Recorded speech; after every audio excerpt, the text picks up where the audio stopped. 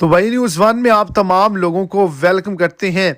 वही हुआ जिसका सब लोगों को डर था, क्योंकि आज के दिन दुबई गवर्नमेंट की जानिब से इंतहाई सख्त एक्शन कर लिया गया है और बहुत ही ज़्यादा ऐसे लोग हैं जिनको दुबई से निकाल भी दिया गया है। तो आपने दुबई के अंदर रहते हुए कौन सी ऐसी गलती है जो नहीं करनी, जिसके नतीजे में आपको भी डिपोर्ट किया जा सकता है। इसी हवाले से आगे चल के मुकम्मल तो डिटेल्स आपको इसी शॉर्ट सी वीडियो के अंदर मिल जाएंगी।